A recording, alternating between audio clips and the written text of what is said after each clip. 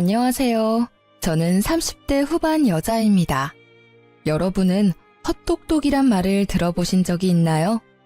저는 부모님께 가끔 듣긴 했지만 크게 신경 쓰지 않고 넘겼었는데요. 제 인생에서 큰 사건을 겪은 지금은 그야말로 제가 헛똑똑이로 살아왔다는 걸 뼈저리게 느꼈답니다. 저는 학창시절부터 공부도 열심히 하고 주어진 일도 잘 해내서 주변 사람들에게 똑 부러진다는 말을 자주 듣고 살아왔는데요. 저를 정말 잘 아시는 부모님은 제가 똑똑한 척하는 헛똑똑이라서 막상 제 목도 잘 챙기지 못하고 허튼 짓을 한다는 걸 잘 알고 계셨던 거죠. 이제는 정말 그렇게 살지 않으려고 더욱 일도 열심히 하고 사람 관리도 허투루 하지 않으며 지내고 있는데요. 얼마 전에 가장 비참했던 시절에 저를 가장 힘들게 만들었던 사람을 우연히 마주치게 되었답니다. 바로 전 신우였는데요. 제가 다니는 회사 안의 화장실에서 딱 마주치고 말았죠. 손을 씻고 있는데 누군가 뒤에서 쏘아보는 시선이 느껴져서 돌아보니 신우가 한쪽 입술만 픽 올리면서 저를 비웃고 있는 게 아니겠어요? 아니, 이게 누구야? 원수는 외나무 다리에서 만난다더니 안 그래도 한 번 만나면 머리털 좀 다 뜯어놓고 싶었는데 하필 면접 보는 회사에서 만날 게 뭐야? 여전히 말버릇 고약한 건 여전하네. 면접 보러 왔으면 남의 회사에서 진상 부리지 말고 얌전히 있다가 가. 그리고 짜증나니까 아는 척 하지 말고. 참나, 누가 누구한테 짜증난대? 그쪽 때문에 내 일진이 지금 재수가 없거든? 보아하니 여기 면접 보러 온 것 같은데 누가 언니처럼 나이 많은 사람 써주겠어요? 그 나이 먹도록 면접이나 보러 다니나 보네. 누가 누구한테 할 소린데. 너야말로 이제 30 중반인데 너 백수라서 경력도 하나 없잖아. 뭘 믿고 면접 볼 생각을 하니? 저는 인상을 팍 쓰며 눈썹을 올리는 신우의 어깨를 팍 치고 화장실을 나가버렸어요. 그리고 당당하게 면접 장소로 걸어 들어갔죠. 제가 들어가자 이미 면접장에 앉아있던 직원들이 일어나서 인사를 건넸답니다. 맞아요. 저는 이 회사의 이사로 재직 중이랍니다. 몇 년 전에 이혼한 뒤에 더욱 스펙을 쌓아서 지금의 회사의 임원으로 이직을 성공할 수 있었는데요. 전에 다니던 회사보다 작지만 앞으로 수요가 많은 분야의 회사라서 만족하며 다니고 있답니다. 오늘 고객 서비스 센터 직원들을 더 뽑으려고 면접을 보는 자리인데 신우이를 여기서 본 거죠. 저는 신우이가 들어오기만을 기다리면서 다른 사람들을 차례로 면접을 봐나갔답니다. 그리고 드디어 신우이가 다소곳한 표정으로 면접장 안으로 들어오더군요. 정상적인 사람 흉내를 내고 있으니 기가 막혀서 혼자 헛웃음까지 나오더라고요. 신우이가 깍듯이 인사를 하고 고개를 들었고 차갑게 신우이를 보고 있는 저와 눈이 딱 마주쳤어요. 신우이가 저를 보고 제 앞에 이사라는 팻말을 보고는 동공이 마구 흔들리면서 얼굴이 새하얘지더라고요. 다른 직원들의 질문에 덜덜 떨면서 제대로 답도 못하는 신우이를 한심하게 바라보며 예전 결혼 생활을 떠올렸답니다. 사회에 나와서 만났으면 상대도 안 했을 신우이 때문에 죽고 싶을 정도로 힘들었을 때가 있었죠. 도대체 어떤 사연일지 궁금하시죠? 제 이야기를 한번 들어봐 주세요. 저는 사내 연애로 오랫동안 만났던 남자와 헤어지고 1년 동안 방황을 했었어요.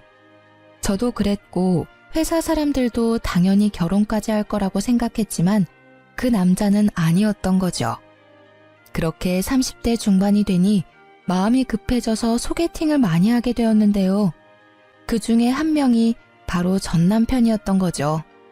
남편은 저를 만나자마자 이렇게 말하더라고요. 제가 어머니 때문에 그동안 소개팅을 참 많이 했습니다. 그런데 오늘 같은 느낌은 처음입니다.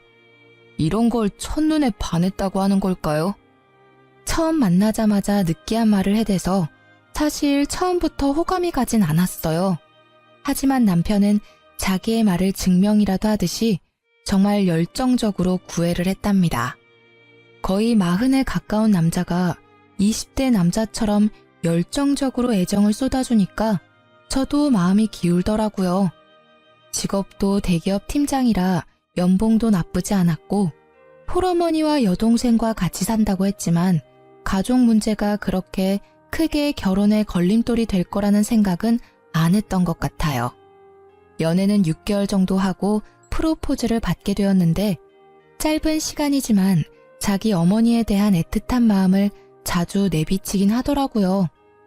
우리 어머니가 나랑 여동생을 키우시느라 정말 고생을 많이 하셨어. 특히 내가 취직할 때까지 용돈 주셔가며 도와주셨지. 그래서 난 진짜 어머니한테 잘하고 싶어. 우리 부모님도 나 키우느라 고생 많이 하셨어. 어느 부모님이든 다 애틋하고 그렇지. 결혼 전에 말하고 싶은 게 있는데 물론 나도 최선을 다할 거야. 하지만 우리 효도는 각자 하자. 요즘 다 그런 거 알지? 어차피 분가해서 우리 둘이 사는데 양가 부모님들 뭐 얼마나 보겠어. 우리도 각자 일하느라 바쁘고.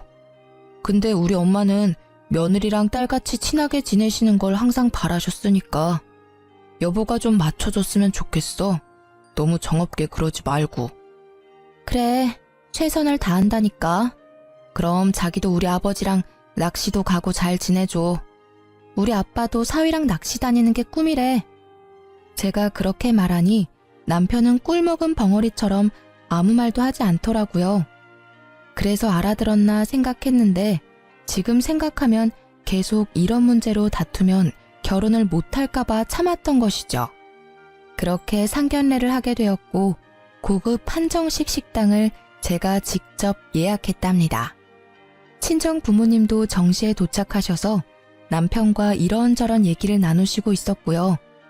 그런데 예비 시모와 신우가 1시간이나 늦게 온 게 아니겠어요? 남편이 안절부절 못하니 친정 아버지는 오히려 괜찮다고 다독여주셨어요. 그때 문이 벌컥 열리며 두 사람이 거만한 태도로 들어오더라고요.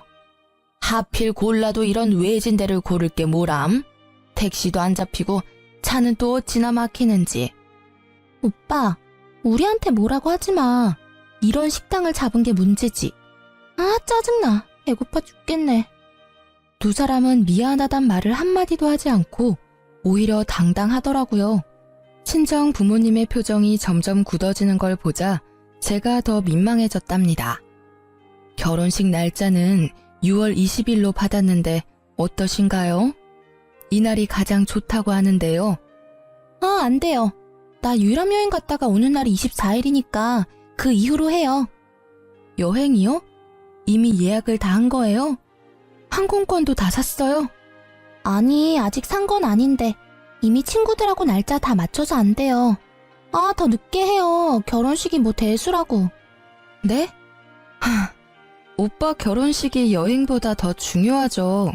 제가 알아보니까 식장도 21일이 제일 저렴하고 조건도 좋아요. 좀 양보해 주시면 안 될까요? 예, 21일 말고 그 다음 주 주말로 하면 되지. 일주일 차이가 뭐 그리 대수라고 그래? 벌써부터 신우이를 이기려고 하니?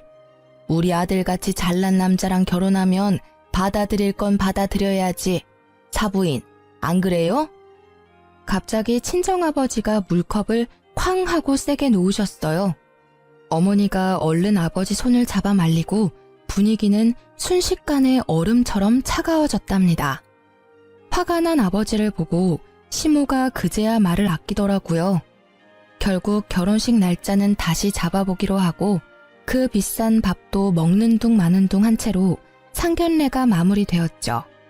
집으로 돌아오는 내내 친정 부모님은 아무 말씀도 없으시더라고요. 시모와 신우의 얼굴을 떠올리니 저도 마음이 심란해져서 결혼하는 게 잘하는 일인지 헷갈렸죠. 집에 돌아와서 아버지가 딱 한마디 하시고 방으로 들어가시더라고요. 이 결혼 다시 생각해봐라. 아버지의 차가운 목소리에 정신이 번뜩 드는 것 같았어요.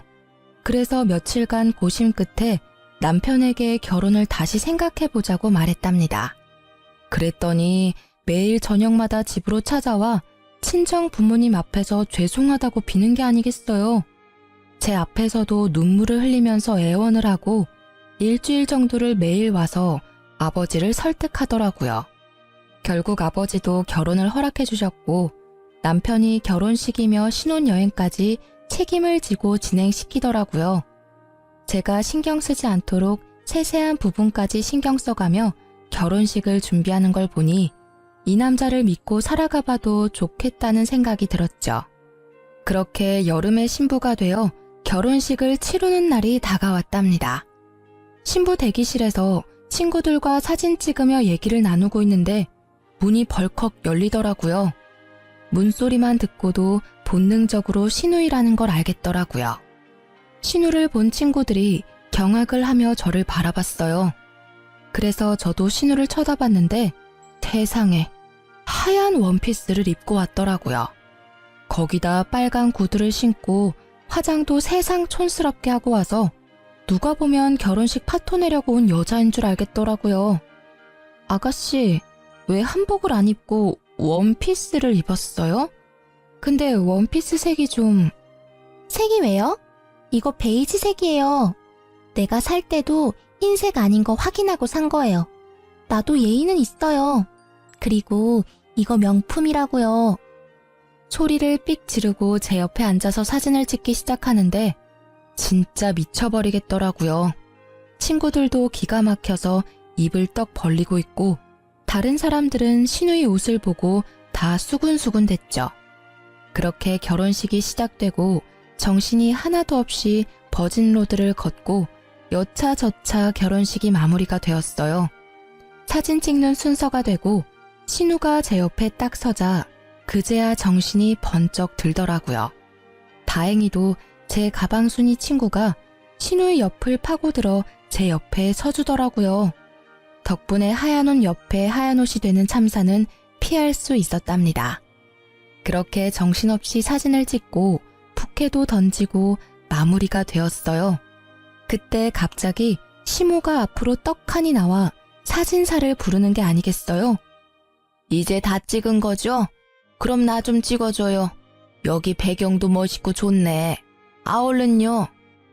사진사가 영문을 몰라 쳐다보니 시모가 얼른 의자를 하나 가져와서 가운데에 딱 놓고 앉더라고요.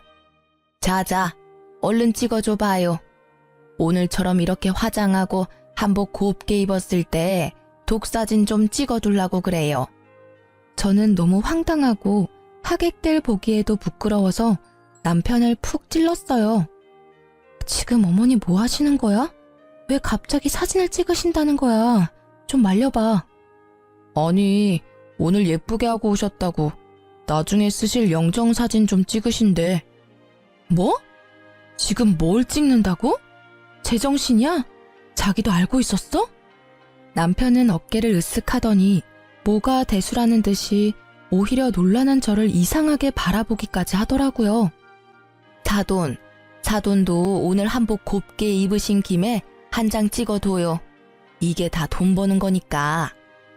결국 친정 부모님은 얼굴이 굳으셔서 자리를 피해버리셨어요. 그 와중에 시모 머리까지 매만져주며 사진 각도까지 체크하는 신우 모습에 남아있던 하객들이 웃기까지 했답니다. 저는 너무 부끄러워서 쥐구멍이라도 들어가고 싶을 정도였죠. 결국 시모는 영정사진을 찍었고 저는 결혼사진 앨범 선택할 때 시모 사진도 비싼 돈을 주고 사야만 했답니다. 그 장면이 너무 충격적이라 지금도 결혼식은 하나도 기억이 안 나고 떡하니 의자 놓고 앉던 시모 모습이 제일 먼저 떠오를 정도니까요. 신혼집은 시댁과 차로 10분 거리에 있었어요. 남편이 시댁이 있는 동네가 좋다면서 직접 전세 자금까지 다 내면서까지 마련한 아파트였기 때문에 어쩔 수 없이 가까이서 살게 된 거죠. 신혼여행 다녀오고 그 다음 주 주말부터 시모가 남편에게 전화를 해서 집에 오라고 난리를 부리더라고요. 엄마가 나랑 떨어져 살게 되니까 적응이 안 돼서 너무 울적하시대. 토요일마다 집에 와서 같이 밥 먹자는데 가면 안 될까? 매주 토요일마다 가자고? 그건 좀 너무하지 않아? 나도 쉴 시간은 있어야지. 그럼 일요일은 우리 집에 매주 갈 수 있어? 아니잖아. 지금은 초반이니까 좀 맞춰드리고 점점 안 가면 되지. 아, 너무 깐깐하게 굴지 말고. 일단 이번 주는 가는 거다. 알았지? 그렇게 토요일에 시댁에 가게 되었는데요. 진짜 너무 가기 싫었지만 신혼이니 좋은 게 좋은 거란 심정으로 따라 나섰죠. 저녁 5시쯤 도착해서 나가서 외식을 하던지 배달을 시켜 먹으려고 생각을 하고 있었는데요. 시댁에 딱 들어가니 시모가 제 인사도 받지 않고 고갯짓으로 주방을 가리키는 게 아니겠어요? 황당했지만 주방으로 들어가 봤는데 싱크대 가득 장바온 채소며 고기들이 쌓여 있더라고요. 어느새 제 옆으로 다가온 시모가 말했어요. 어디 이제 시집을 왔으니 솜씨 좀 보자. 오늘은 간단하게 갈비찜이랑 잡채 좀 해봐라. 내가 너 힘들까봐 장까지 미리 다 봐뒀다. 이런 시어머니가 어딨니? 전 요리 잘 안 해봐서 갈비찜 같은 건 못해요. 나가서 외식하면 안 될까요? 너는 나이가 몇인데 음식도 못하는 게 말이 되니? 앞으로 명절이며 제사며 어떻게 하려고 그래? 너는 이 집안의 큰 며느리야. 얘가 아주 정신을 빼놓고 살았네. 니네 엄마는 여지껏 뭘 가르친 거야? 그리고 못하는 게 어딨어? 지금부터 배워. 요즘 인터넷 보면 만드는 법 다 나와 있잖아. 보면서 해봐. 시모는 저만 남겨두고 거실로 가버렸죠. 황당해서 남편을 좀 부르려고 했는데 셋이 예능 프로를 보며 아주 배꼽을 잡고 웃고 있더라고요. 진짜 어이가 없어서 남편과 눈 좀 마주치려고 계속 애쓰고 있는데 시모가 저를 매서운 눈으로 째려보면서 얼른 하라는 식으로 또 고갯짓을 했죠. 저는 하는 수 없이 갈비찜 만드는 법을 검색해서 따라해보기 시작했어요. 처음 만드는 거니까 시간도 오래 걸리고 정신도 없고 미치겠더라고요. 혼자 불 앞에서 땀을 뻘뻘 흘리며 요리를 하고 있는데 신우가 어슬렁거리며 주방으로 들어왔죠. 뭐 타는 냄새 나는 것 같은데? 언니 진짜 잡채도 처음 해봐요? 그래놓고 어떻게 결혼을 할 생각을 했지? 아가씨, 지금 정신 하나도 없으니까 좀 도와주던지 아니면 나갈래요? 무서워. 네, 나갈게요. 오늘 안에는 먹을 수 있으려나 몰라. 그러면서 제가 썰어놓은 당근을 하나씩 빼서 먹는 게 아니겠어요. 제가 도끼 눈을 하고 쳐다보니까 신우가 훗 하고 비웃고는 들었던 당근을 탁 던져버리고 나가더라고요. 저는 다 때려치고 집으로 뛰쳐가고 싶었지만 참을 인자를 새기며 계속 요리를 할 수밖에 없었죠. 거의 2시간 동안 만들어서 간신히 밥상을 차렸는데 얄미운 신우가 또 한마디 하면서 식탁에 앉더라고요. 배고파 죽겠네. 갈비찜 30분이면 할걸 무슨 2시간이 걸려? 너무 짜다. 오빠, 잡채 좀 먹어봐. 와, 이렇게 맛없는 거 처음 먹어봐. 우리 아들 도대체 장가 가서 뭐 먹고 회사 가는 거야? 너 남편 저녁밥은 챙겨주니? 그 쉬운 갈비찜도 이따위로 만들고 한심하다 한심해. 너 안 되겠어. 매주 주말마다 와서 요리 배워. 알았어? 저희는 저녁까지 회사에서 다 먹고 와요. 그리고 요즘 밀키트가 얼마나 잘 나오는데요. 돈도 더 절약돼요, 어머니. 말 대답 좀 하지 마라. 너 제사상도 밀키트로 차릴 거야? 에휴, 얘를 뭐부터 가르쳐야 돼? 나이나 어리면 그러려니 하지. 이건 40이 다 돼가면서 남편 밥도 제대로 못 차리는 걸 하필 데려와가지고. 시모는 거칠게 숟가락을 내던지면서 소리를 지르는 거예요. 저는 너무 놀라고 이런 대접받는 게 이해가 되지 않아서 화가 머리 끝까지 났답니다. 입술을 꽉 물고 남편을 쳐다보니 남편은 고개만 푹 숙이고 밥을 먹고 있더라고요. 시누이와 시모는 못 먹겠다면서 거실로 나가서 계속 궁시렁대더라고요. 저는 이대로 가단 폭발할 것 같아서 조용히 일어나 가방을 들고 현관문으로 향했어요. 제가 나가는 걸 본 시모가 악을 쓰듯이 소리를 지르더라고요. 야, 너 어디서 베어먹은 버르장머리야? 당장 안 들어와? 누구 보고 설거지하라고 부엌을 개판으로 만들고 나가는 거야? 야! 저는 그대로 집으로 돌아왔고 남편은 뒤따라오더니 시모한테 전화해서 사과하라고 계속 강요하더라고요. 그런 남편도 꼴 보기 싫어서 아무 말도 안 하고 일주일 동안 냉전이 이어졌답니다. 시모와 신우는 하루에 수십 개씩 메시지를 보내는데 스토커도 이렇게는 안 할 것 같네요. 소름까지 끼쳐서 아예 며칠은 핸드폰을 끄고 살 정도였답니다. 특히 어이가 없는 건 제가 그렇게 가버렸는데도 신우가 매주 금요일마다 먹고 싶은 메뉴를 보내는 거였어요. 도대체 무슨 생각으로 사는 건지. 진심으로 신우이가 덜 떨어져 보이기까지 했어요. 그러거나 말거나 읽지도 않고 철저히 무시해버렸죠. 퇴근하고 와서 저녁 먹고 쉬고 있는데 갑자기 초인종이 막 울리는 게 아니겠어요. 깜짝 놀라서 옆에 있던 남편을 쳐다보니 남편도 영문을 모르겠다는 표정으로 확인을 해보더라고요. 아니나 다를까 신우가 저승사자처럼 서 있더라고요. 언니, 왜 연락을 안 받아요? 혹시 나 차단한 거예요? 진짜 기가 막히네. 무슨 일인데 야밤에 집까지 찾아와요? 급한 일이 있으면 오빠한테라도 연락하면 되잖아요. 엄청 급한 일이니까 내가 쫓아온 거죠. 나 내일 갑자기 면접이 잡혀서 내일 입고 갈 옷 좀 빌려줘요. 언니는 회사 다니니까 정장 많잖아요. 신우는 통보하듯 말하고는 거침없이 안방문을 열고 들어가더라고요. 너무 황당해서 얼른 뒤따라갔는데 벌써 옷장을 열고는 제 옷들을 뒤적이고 있었어요. 아니 이게 지금 뭐 하는 거예요? 왜 남의 옷을 막 뒤져요? 그리고 아가씨랑 나랑 사이즈가 다른데 어떻게 입으려고요? 얼마나 차이 난다고 그래요? 가지고 있는 옷 중에 좀 사이즈 넉넉한 거 없어요? 아니, 내가 당장 옷을 사달라는 것도 아니고 한 번 빌려 입는다는데 뭘 이렇게 야박하게 굴어요? 그래, 내일 면접 본다는데 당신이 좀 좋은 마음으로 옷 좀 챙겨줘. 이 옷 괜찮네. 나 이거랑 이 블라우스 가져가도 되죠? 어? 이 가방 내가 갖고 싶었던 건데. 나 내일 한 번만 들고 갔다 오면 안 돼요? 가방은 안 돼요. 나도 큰 마음 먹고 산 거라 몇 번 들지도 않았어요. 옷만 가져가요. 언니, 새 것도 아니고 쓰던 건데. 내일 한 번만 빌려줄 수 있잖아요. 정없이 뭘 그렇게 딱 잘라요? 딱 한 번만요.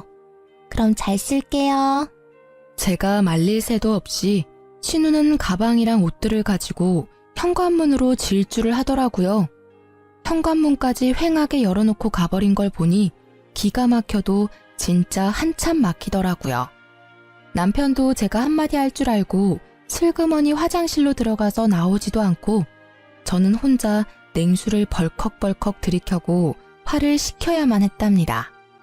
하루만 입고 돌려준다더니 옷과 가방을 가져간 지 벌써 한 달이 흐르고 있었어요. 저는 남편을 앞세워서 시댁으로 찾아가 봤죠. 아니 그렇게 전화를 해도 받지도 않더니 네가 무슨 바람이 불어서 집까지 다 왔냐? 온 김에 저녁이나 해서 먹고 가라. 역시나 제가 집 안에 들어가자마자 시모는 밥 타령을 하기 시작하더라고요. 저는 시모의 말을 무시하고 신우이의 방으로 들어갔어요. 얼마나 정리를 안 하고 사는지 돼지우리가 따로 없더라고요. 저는 신우 옷장을 열어 제 옷을 찾기 시작했죠. 저 구석에 돌돌 말려서 처박힌 블라우스를 발견할 수 있었어요. 옷을 펼쳐보니 세상에 김치국물 자국이 길게 나 있는 게 아니겠어요? 제가 비싸게 주고 산 실크 블라우스였는데 그걸 가져가더니만 마구 더럽혀 놓은 모습에 화가 머리 끝까지 났죠. 더럽혔으면 빨아놓기라도 해야 하는 거 아닌가요? 신우가 저를 자기 아래로 생각하니까 이딴 행동을 할 수 있다는 걸 깨달았죠. 저는 옷장을 뒤져서 신우의 옷 중에서 그나마 비싸 보이는 니트를 찾아서 화장실로 갔어요. 그러고는 변기 안에서 신우의 옷을 마구 쑤셔놓고 나와버렸어요. 마침 신우이가 집으로 딱 들어오더라고요. 그런데 저한테 뺏어갔던 가방을 떡하니 들고 있는 게 아니겠어요. 아가씨, 하루 빌려간다면서 한 달이 지나도록 왜 옷을 안 가져와요? 그리고 그 가방, 내 건데 왜 본인 것처럼 들고 다녀요? 당장 내놔요. 아, 진짜. 그까짓 것 얼마나 한다고 집까지 와서 난리예요. 어차피 언니한테 이 가방 어울리지도 않아요. 나이 들어서 이런 거 들면 뭐해요? 들고 다녔으니까 준 거잖아요. 그냥 나한테 줘요. 사달라는 것도 아니고. 이거 봐요. 옷에도 김치국물 잔뜩 흘려놓고. 아가씨는 기본 예의가 없네요. 당장 가방 내놔요. 저는 신우이 손에서 억지로 가방을 뺏어서 현관으로 가버렸어요. 그때 시모가 달려와서 제 팔을 잡고 저를 휙 돌려 세우더라고요. 야, 이게 보자 하니까 우리 귀한 딸한테 뭐 하는 짓이야? 새언니가 돼가지고 신우이가 면접 본다면 정장 한 벌 쫙 사줄 생각을 해야지. 금며느리 그릇이 간장종지만한데 집안 잘 돌아가겠다. 어머니, 저도 우리 집에선 귀한 딸이에요. 그리고 생판 모르는 사람한테 숟가락 하나를 빌려도 깨끗하게 닦아서 돌려주는 게 당연한 건데 아가씨 하는 짓 좀 보세요. 그때 신우이가 악하고 소리를 지르는 소리가 들리더니 변기물이 뚝뚝 떨어지는 니트를 들고 제 앞으로 달려들더라고요. 이거 언니가 이랬어요? 진짜 미친 거 아니야? 이게 얼마짜린데? 더군다나 니트를 변기에 쳐박아? 진짜 정신병자네? 오빠 정신병자랑 결혼했어. 나 절대 못 넘어가. 얘가 처음엔 아주 얌전을 떨더니만 아주 무서운 애였네. 진짜 네가 이런 거야? 너 제정신이야? 당장 우리 딸한테 사과하고 당장 똑같은 거 사와. 그럼 아가씨도 내 블라우스랑 뜯어진 치마 똑같은 걸로 사와요. 그럼 나도 그까짓 니트 사다 줄 테니까. 그리고 어머니, 덜 떨어진 아가씨 그렇게 계속 감싸면 아가씨 결혼도 못하고 평생 저렇게 살 거니까 정신 차리세요. 저는 할 말을 잃고 어버버하는 시모를 뒤로 하고 남편을 쳐다보지도 않고 집으로 돌아와 버렸답니다. 남편도 바로 저를 따라와서 엄청나게 화를 내더라고요. 시모와 시누이가 핸드폰에 불이 나도록 번갈아가며 전화하는 건 말할 것도 없고요. 한 번도 제 편을 들지 않는 남편한테도 더 이상 실망할 것도 없고 말 섞기도 지쳐서 완전히 무시하고 말도 하지 않고 지냈답니다. 한 달 넘게 남편과 말도 하지 않으니까 남편도 기가 죽었는지 제 눈치를 살살 보며 지내더라고요. 저는 그 사이에 남편에게 모든 정이 다 떨어져 버려서 남편이 쩝쩝대며 밥 먹는 모습도 꼴 보기가 싫을 정도였어요. 그래서 될 수 있으면 야근까지 하고 집에 늦게 들어왔답니다. 주말에도 근무를 지원해 남편과 함께 있는 시간을 최대한 만들지 않으려고 했어요. 그렇게 몇 달이 지나고 잠잠하던 시모가 슬금슬금 연락이 오기 시작하더라고요.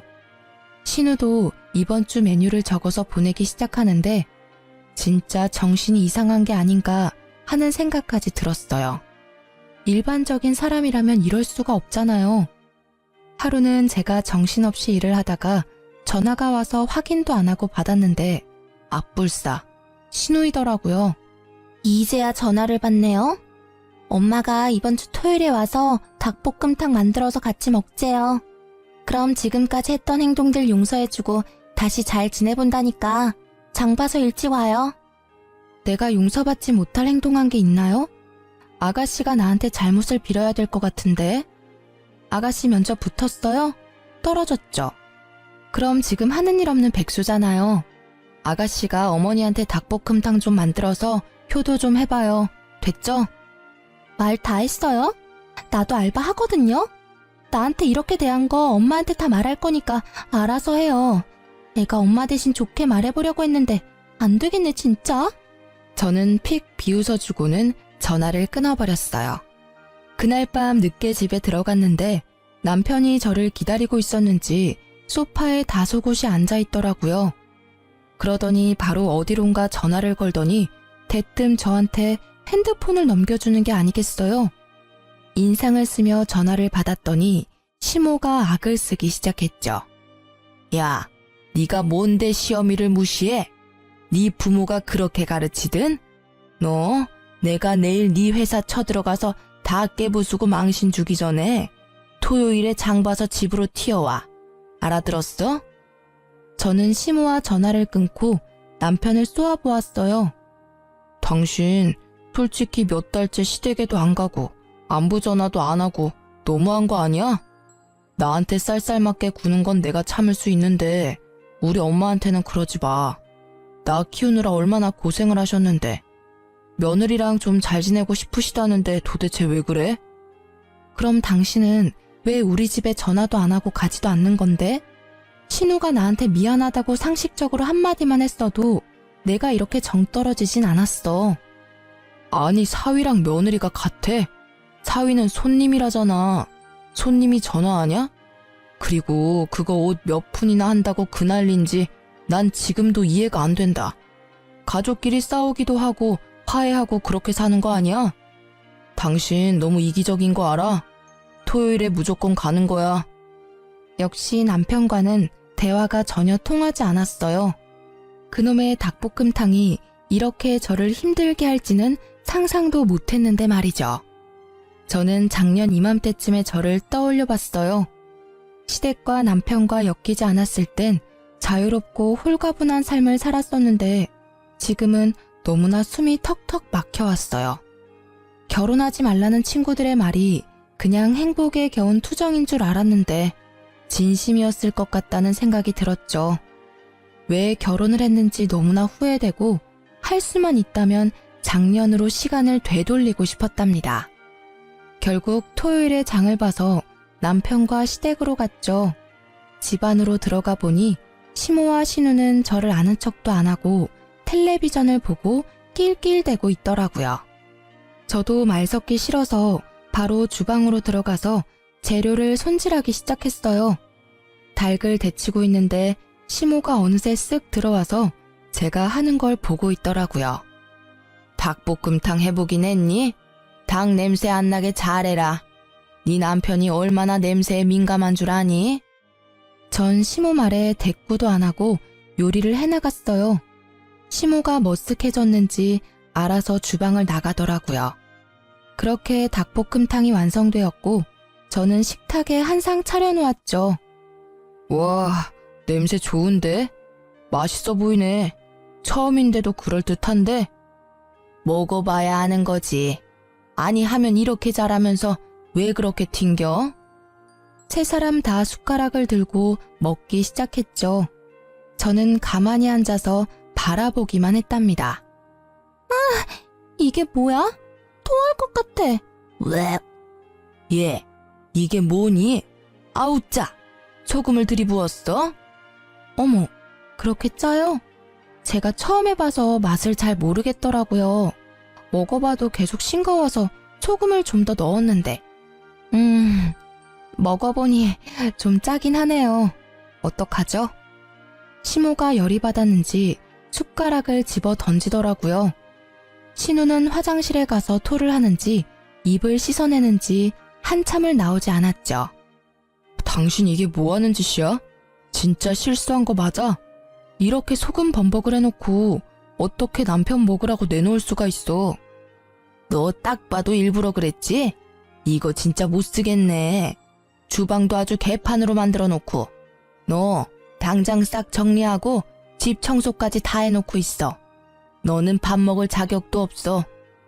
우리는 나가서 밥 먹고 올 테니까 그때까지 기다리고 있어. 난 이번 일 절대 그냥 못 넘어가. 이건 우리 집을 무시하는 거야. 저는 아무 대꾸도 하지 않고 소금 범벅 닭볶음탕을 바라보고 있었죠. 세 사람은 기가 막히다고 한참을 열을 내더니 밖으로 나가더라고요. 저는 주방을 더 엉망으로 만들어 놓고 닭볶음탕이 담긴 냄비를 가지고 친정으로 향했어요. 사실 덜어놓은 한 접시에만 소금을 쏟아부었고 나머지는 정상적인 닭볶음탕이었거든요. 제가 갑자기 찾아오자 친정 부모님은 놀라신 눈치였지만 제가 만든 닭볶음탕을 드시면서 맛있다고 행복하게 드시더라고요. 저도 그런 부모님의 모습을 보며 그동안 부모님을 위해 요리 한번 제대로 해본 적이 없다는 걸 깨닫고 제 자신을 돌아보게 되었죠.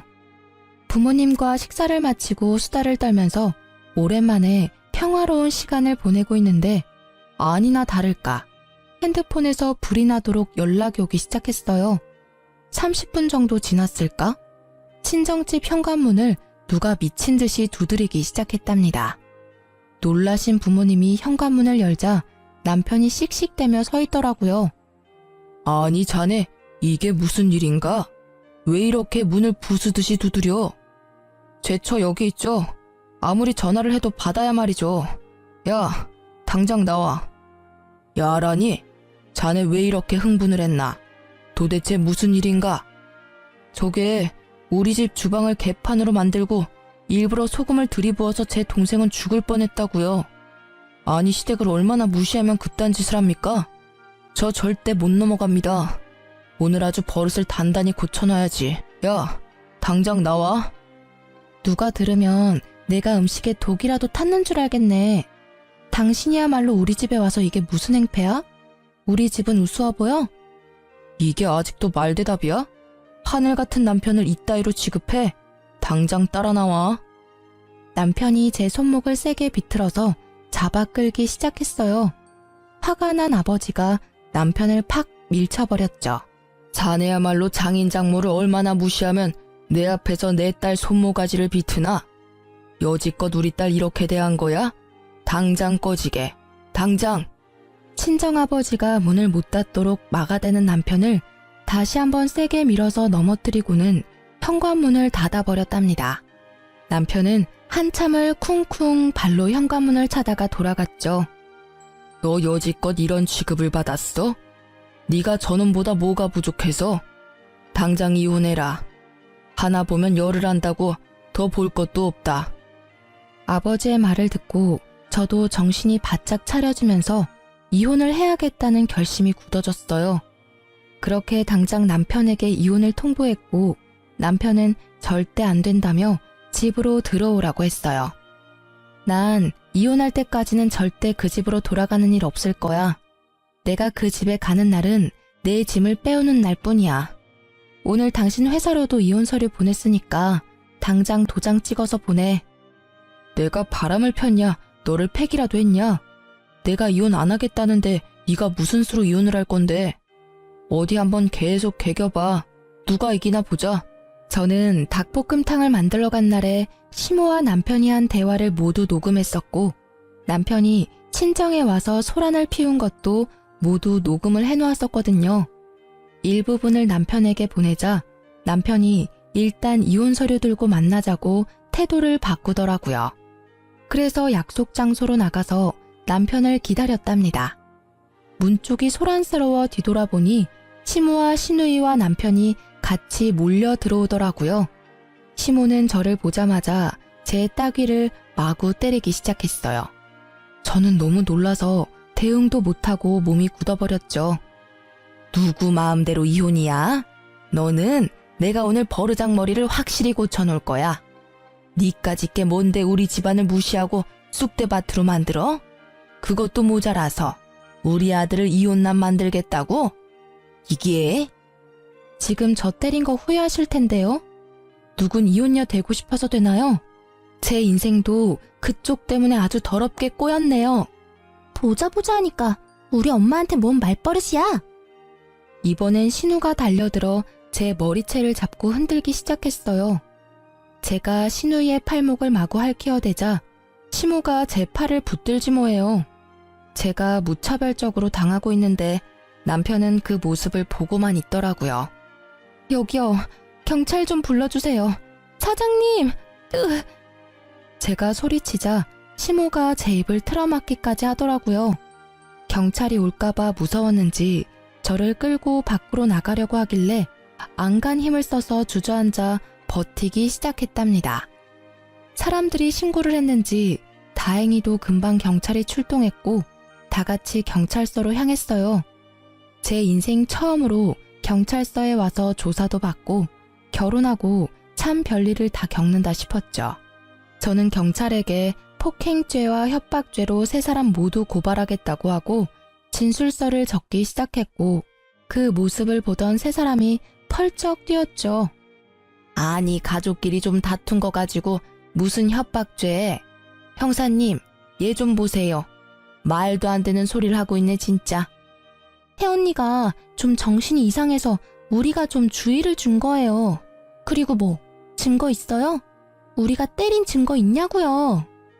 참나 증거는 차고 넘치네요. 목격자도 많고 카페에는 CCTV도 있습니다. 일단 고소 진행한다니 조사 들어가면 알게 되겠죠.